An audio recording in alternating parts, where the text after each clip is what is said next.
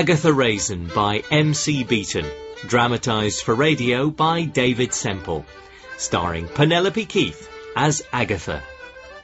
Episode 3, Buried Treasure. So, Mrs. Raisin, how long have you been smoking? Is this relevant? I thought you were going to hypnotise me, not write my biography. It just helps me build up a picture. It's so hard to date smoke as it has such an ageing effect on the skin. Well, you could always cut me open and count the rings. Sorry, I wasn't trying to be offensive. No, I'm sure it comes naturally. Mrs. Raisin, are you sure you want to give up? Yes, of course. Now, can we get this over with? Right. Now, breathe in. And out.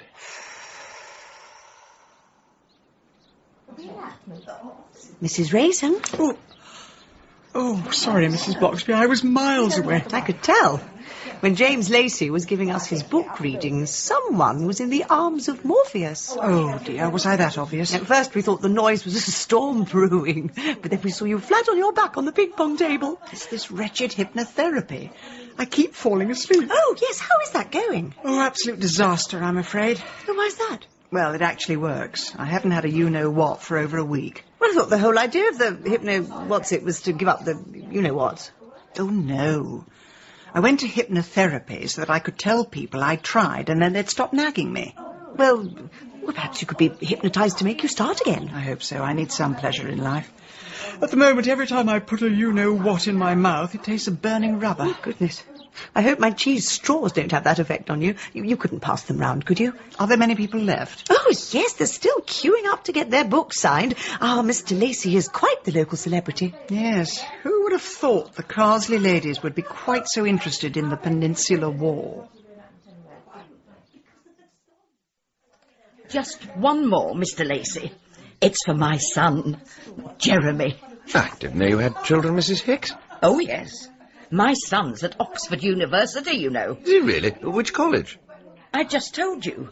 Oxford University. Right. To Jeremy, best of luck with your education.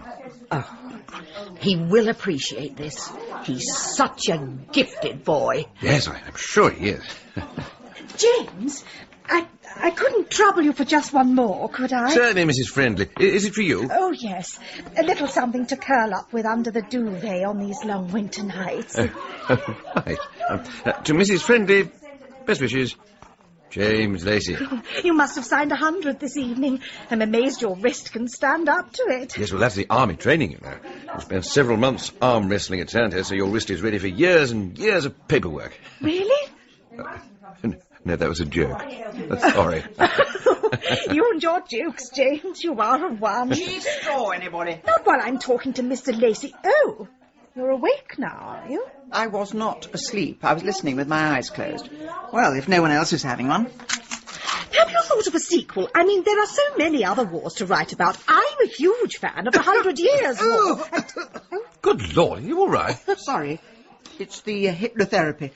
Sometimes when I put something in my mouth, it tastes of burning rubber. So, not content with drowning out the reading with your snoring, you now decide to liberally coat my copy with cheese straws. It was an accident. Funny how I'm always on the receiving end of your accidents. Oh, look, it's all over my old O'Neill pashmina. Goodness. And just when they were about to come back into fashion. Right, if we could all just give a big round of applause for James Lacey. Yes, thank you. And I'll just get a dustpan and brush. Well, Agatha, I'm proud of you. Why is that?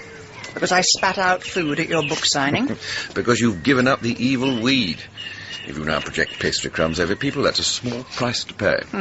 Makes me even more tetchy than usual. I mean, when Mrs. Friendly started going on about her pashmina, I just wanted to throttle her with it. I mean, the woman is a complete... Would you like a lift? Mrs. Friendly, we were just talking about you. James, do hop in. You are only 2 doors down from me. Yes, and I actually live next door to you. Oh, so you do. Well, you can go in the back, but try not to spit on the upholstery. You'd best go in the front, James. You've got such long legs. Right. Yes.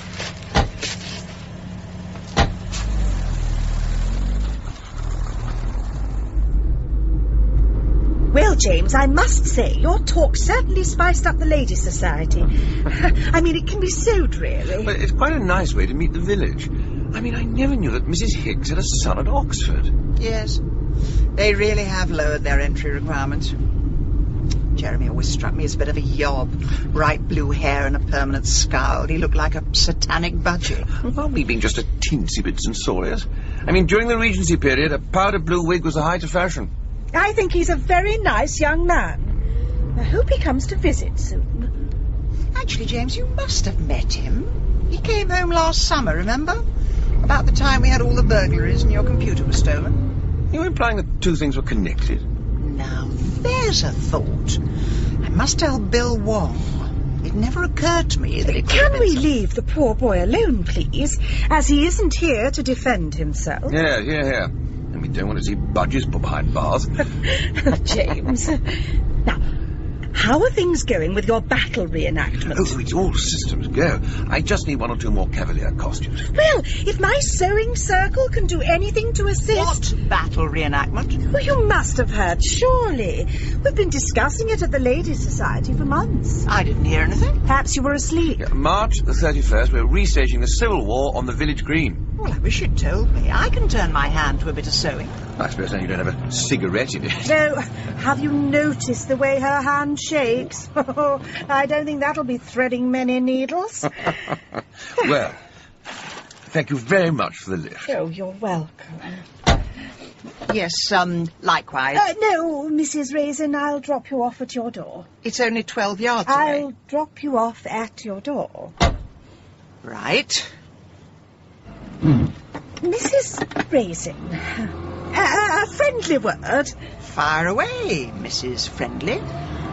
A number of people at the Carsley Ladies' Society have been discussing how embarrassing it is the way you fling yourself at James Lacey. The way I offer him lifts and buy 6 copies of his book to sign. Well, that's different.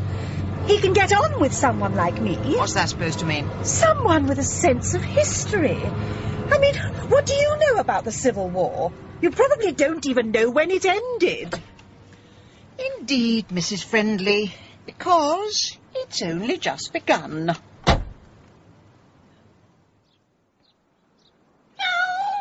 Chivers, please put down the daddy long legs. It's all right for you. Your little pleasures don't make you fat or spotty or wrinkly. Right, I'll have one more go at lighting a cigarette. I do like cigarettes. They are delicious. I do like cigarettes. They are delicious. Oh, for heaven's sake.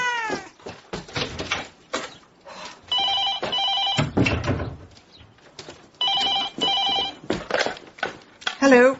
Yes, who is it? That's a nice way to talk to your oldest and dearest friend. Oh, Roy, it's not fair. I've lost the ability to smoke. Well, so long as you can chew your food and dress yourself. No, I've been to a hypnotherapist and he's made them taste disgusting. I've just thrown the last packet into the garden. Oh, well, his curse will wear off eventually, and by then they'll have grown into a tobacco plantation. Are you calling for anything in particular or just a mock? Well, partly to mock and partly to gloat. You know you said I could never get a job in television. Oh, yes. I've just got a job in television. Doing what? Muffin the Mule stunt double? Actually, I'm a senior program consultant. Oh, I see. You're a researcher, but they're giving you a fancy job title. I'll have you know, our company has made some extremely prestigious documentaries for the History Channel. Which company? Well, it's me, my friend Gary, and the bloke with a fairy microphone. How prestigious can one get?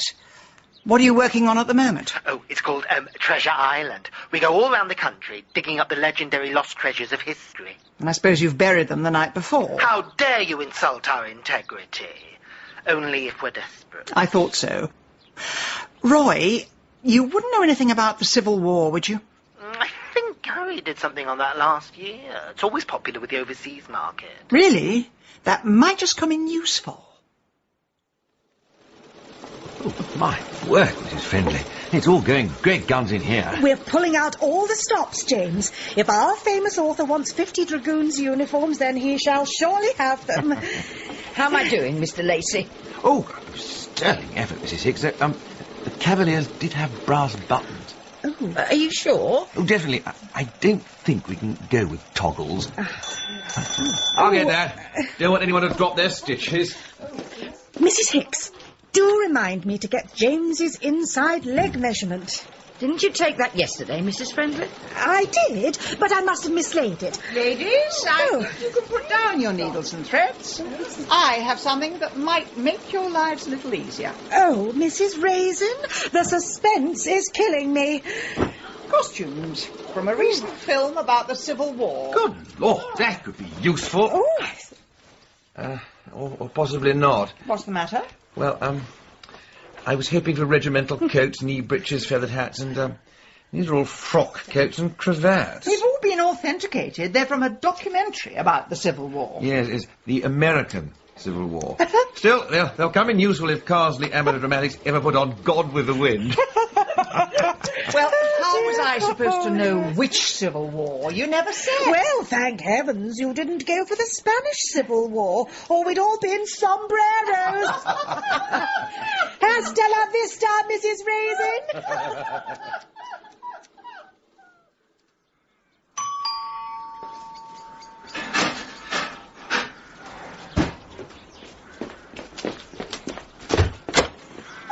Mrs. Raisin, it is nice to see you. I'm glad someone thinks so. Oh, could you close the door, please? I've got flour on my fingers. Baking again, Mrs. Bloxby? Oh, I'm making a batch of scones for the Civil War reenactment. I thought that between battles we could all make peace and have a green tea. Goodness. If only you'd been around, the real Civil War would have been so much more civil. So, what can I do for you? Do have a seat. Thank you. I wanted to ask you a question about history. History, Mrs. Raisin? Yes. Do you know any stories about treasure being buried round here? Buried treasure? Well, there is one local legend. Oh, yes. Well, as you know, there were a lot of battles around here between Roundheads and Cavaliers, and there was one story about a royalist soldier, Sir Geoffrey Lamont, I think his name was, who was on the run from Cromwell. And they think that he hid out in this village. He was supposed to have had a fortune in gold and jewels, all his worldly goods, but when they found him, he did not have a penny. I see. So, either he buried his fortune somewhere in the village, or he bought a sandwich at Mrs. Harvey's shop. Well, there's something like that. Why are you so interested? Just thought I'd take up a new hobby, that's all. Has anyone ever looked for it? Well, the Historical Society did go looking a few years ago, but all they found was a supermarket trolley. Mind you, they did get £1 for it. Always the way. Well, it's a good story, though I suspect it was invented by the Cotswold Tourist Board. Actually, Mrs. Raisin, I'm very glad you're here, because there was something I wanted to ask you. Oh, yes? Do you know anything at all about, gay people? Mrs. Bloxby. What do you want to know? Well, I've got a friend, and for a long time I've been wondering if her son might be gay. It's just a suspicion. But there's been a strange kind of rift between mother and son, a tension, a friction, something in the air. Are you talking about Mrs. Hicks? Oh, goodness gracious, how did you know? Well, there must be a rift between those two the size of the Cheddar Gorge. She's always talking about how clever Jeremy is, how gifted. But have you noticed? He never comes home to visit. Yes, well, they used to be extremely close before Mr. Hicks died and Jeremy dyed his hair. But I think she may have driven him away. She can be very small-minded at times. Her brain is in sharp contrast to the size of her mouth. But what do you want to ask me? Well, I thought that you might know some gay people, working in the media, and I wondered if perhaps there was a book or a leaflet that we could give Mrs. Hicks that would make her realise that her son is just the same wonderful person that he was before he... Yes. You know my friend Roy, who used to work in PR with me? Oh, yes, such a nice young man. It has been rumoured that he's gay. Really? Well, it just goes to show you can't tell by looking. Yes. Perhaps I could have a word with him. Hello? Roy, it's me. I wanted to talk to you about homosexuality. Oh, so living in the country's had its effect on you. I suppose it's all those long walks in sensible shoes. No, it's just I've got this friend in the village. Oh, yes, a friend. Yes, and we think her son might be, well, licking the other side of the stamp. And I just wondered, do you have any books or leaflets, you know, to say that gay people don't always eat babies? Well, as long as you pay the postage. Oh, you don't need to send them. You're coming up to Carsley at the weekend with your film crew. I'm not dragging myself up the M40 again. Why should I? To look for buried treasure. Britain, land of heritage and history. But what mysterious secrets lay buried in its nooks and crannies? Over the next 26 weeks, we intend to dig and delve until this green and pleasant land looks like the surface of the moon. And so we come to the picturesque village of... what's it called again? Honestly, Roy, you're hopeless. And I don't know why you're playing to the camera. They haven't even turned it on yet. I am just trying to establish the certain je ne sais quoi of this particular mise-en-scène. Do they actually use your voiceover on the finished programme? No, they don't, actually. Apparently, I do not have enough gravitas, so they take it down to Soho and Jonathan Ross does it. Tell you what, I'll have a go. Oh, no, you won't. You're not stealing my TV career before it's even begun. Oh, belt up. I'm doing you a favour. This is how it's done. Carsley, in the rolling green hills of the Cotswolds. A peaceful place. But put your ear to the ground and you can hear the echo of former wars being fought. For it was here in 1642 that Oliver Cromwell led his soldiers... Mrs. Raisin! Oh, Mrs. Hicks. Oh, have you met my friend, Roy? Is he the one who sent me that disgusting book? Not me, no, never. Well, someone did.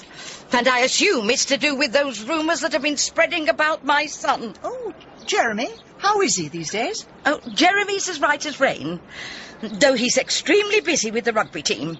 I mean, playing rugby. Well, that's marvellous. He certainly has no interest in the kind of smut that you see fit to peddle. I can assure you my friend would never handle anything that could remotely be described as smutty.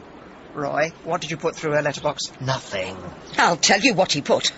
It was a 200-page hardback, lavishly illustrated throughout, entitled The Joy of Gay Sex. Oh, Roy. I was only trying to help. Well, there's nothing wrong with that. It's a very distinguished book. Really? I'm amazed they haven't serialised it on Woman's Hour. Give them time. I phoned Jeremy to tell him, and he was extremely upset. Well, I'm sorry, but no offence was intended. No, not about the book, but because I phoned him when he was in the middle of entertaining a charming young French girl called Fifi. Well, we just want to say that absolutely nothing was meant by the book. And can we have it back if you're finished with it? Chivers, even woodlice deserve some sort of existence. Right, well, I shall be off then. Oh, Roy, please give it another go. I'm sure there's treasure somewhere in this village. Aggie, I've been all around the weekend dangling my metal detector, but it wouldn't even go ping. But it's a famous legend, the treasure of Geoffrey Lamont. Thousands of historians have written about it. Well, some stories do get told time and time again. The check is in the post. Of course you don't look fat. I'll promise I'll phone you. What wise words come from the mouths of fools. So, I shall get back to my glamorous London life and leave you to your sad provincial existence. And now I haven't even got nicotine to help me get through it. Well, you've still got the handsome historian next door. Had any more snogs? I am through with James Lacey. He doesn't want someone like me. He wants some timid little country mouse. Oh, I've just got to try and have a cigarette. Fine by me. They're out in the garden somewhere. I threw them out along with the lighter. Well, perhaps my metal detector will come in useful then. Oh, I've forgotten how you make it work. Possibly the button marked on. What it is to be technically minded. I wonder where Chivers went. Hopefully she's fallen down a mine shaft. Oh, don't be so horrible. She always seems to get lost in my jungle. Certainly is a jungle. What happened to that fabulous designer garden I did for you? Like so much else in my life, it's gone to seed. Honestly, Aggie, you should just count your blessings. What are they then? Well, there's... No, sorry, I can't think of any at the moment. Hang on a minute, this is weird. What have you got? Is it my lighter? Oh, no, it's much bigger than that. Stretches halfway across your garden. Now, don't get your hopes up, but it could be a supermarket trolley. I'm not happy. Do you really think this is the right... Are you sure? Agatha, don't you think it's a little premature calling in a film crew? We don't even know what it is down there. James, there's no point waiting till we've dug it up. Television needs drama, discovery, and adventure. Yes, the drama of finding an abandoned wheelbarrow. That's well worth a licence fee. Do I detect a note of jealousy? What on earth do you mean by that? Well, you're the distinguished historian, but it won't be you getting your picture in the papers. Agatha, when your newspapers are wrapped around a battered haddock, my book will still be in the shops. Oh, so you don't think anyone's going to buy it? Look, I just don't see why you have to turn everything into a media circus. It trivialises it. Typical Tweedy intellectual. Just because you use mass media doesn't mean you have to be trivial. Right, now, all the blokes who are digging, could you take your tops off, please? We need to sex this up a little. I rest my case. Oh, Roy. Now, just get a few vox pops. Gary, follow me and keep your cameras on the local yokels. Okay, ready to take this one in 3, 2... I'm standing with the famous author James Lacey, who wrote, some book or other. James, how long have you been living in the Cotswolds? Getting on for 2 years now. And where did you live before that? Is this relevant? I'm just making conversation. And do you think we're likely to find the legendary lost treasure of Norman Lamont? Geoffrey Lamont. Whatever. Well, I don't know. We'll have to wait and see. That's the reason we're standing here. Now, I've just heard in my earpiece we have now reached the actual lid of the actual treasure chest. It appears to be made of iron, or possibly silver, or gold, or even aluminium. It's very hard to tell. Thank heavens for Jonathan Ross. Now with me are the distinguished PR consultant, Agatha Raisin, and the distinguished greengrocer, Mrs. Friend. Hello. So, how did you feel about the treasure hunt? Well, of course, I pulled out all the stops to make sure it happened. I got in touch with the Historical Society to see if they'd looked here before. I phoned the press and the council. Oh, friendly by name, friendly by nature. It's amazing how friendly you can be when there's a TV camera pointing at you. Well, I've just heard they have now unearthed the actual chest. And this is an historical moment, because it's a moment when we actually look at something from history, and you can't get much more historical than that. No, it isn't.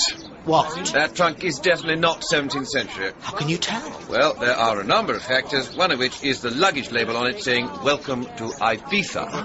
Who would bury an old trunk in my garden? Well, this is the moment of truth. Could it be Geoffrey Lamont's treasure, or somebody's pawn collection?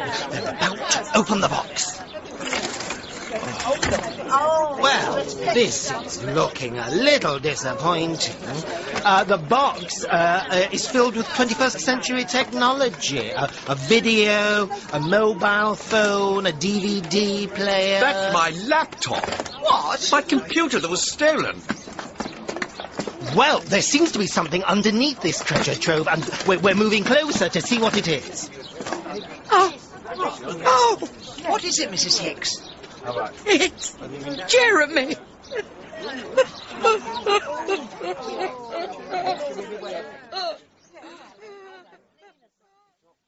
Would you like a glass of water, Mrs. Raisin? No, thank you. Not on top of the 6 cups of coffee I've just had. Right then. Interview commenced on the 18th of February at 4 p.m. Are you Mrs. Agatha Raisin of 18 Lilac Lane? You should know by now, Bill. For the tape. Mrs. Raisin, for the tape. Yes. That's right, I am. And this afternoon, I believe, you witnessed the discovery of a body in your back garden. Well, it wasn't just me. It was half the village, a film crew and 6 half-naked archaeologists. And you were able to identify this body? Mm-hmm. Mrs. Raisin is nodding her head. I know that. For the tape, So who was it? It was Jeremy Hicks, who used to live across the road from me. And do you have any idea how he came to be buried in your garden? I've no idea how anything gets in my garden. Dead birds, crisp packets, vodka bottles. I'm surprised there was just the one dead body. And was this body in a container of any kind? Well, yes, you've got all this on film. It was a sort of enormous metal trunk. Had you ever seen this container before? Mm-hmm. Mrs. Raisin is shaking her head. Do you have to describe every little thing I do? For the tape, Mrs. Raisin. And do you have any idea how this container came to be in your garden? No, and instead of asking me fatuous questions, you should talk to Mrs. Hicks and ask why she claims she spoke to her son yesterday when he's clearly been dead for several months. D.C. Wong is raising his eyes to the heavens. What? For the tape, D.C. Wong, for the tape. Agatha. Well, you've succeeded in getting your picture in the papers. Yes, James, and that battered haddock can't come soon enough. Do they have any idea how the body got into your garden? No, but as I've had 6 holidays in the past 2 years, there's been ample opportunity. Come to think of it, it's the perfect place to hide a body. I mean, the chances of you doing any gardening and finding it were fairly remote. Do you have to turn everything into an insult? I'm sorry. Force of habit. Oh, let's go outside.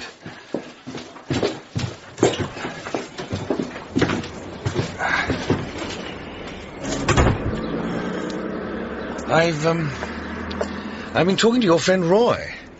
Apparently he wanted to make a fly-on-the-wall documentary following the police around as they solved the murder. He sent him away with a flea in his ear. Typical Roy. Anyway, it won't be the police who'll solve this murder. It'll be us. Oh, no, please, no. Please, no. At least I'm no longer a suspect. I mean, why would I bury a body, then invite a film crew to watch me dig it up? I don't know. Sounds like ideal viewing for Channel 4. Anyway, this would never have happened if I hadn't given up smoking. I knew no good would come of it. I've never known anyone with such a talent for justifying their appalling vices. Thank you very much.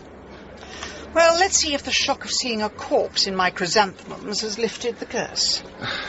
You're not starting again, are you? I certainly am. Seeing that body made me realise you never know when death's coming, so why deprive yourself? Embrace life. Yes, the NHS should really adopt that as a slogan. Embrace life. Smoke a cigarette. And the verdict? Heavenly. Well, that's got me cured. And now there's just that small matter of a murder.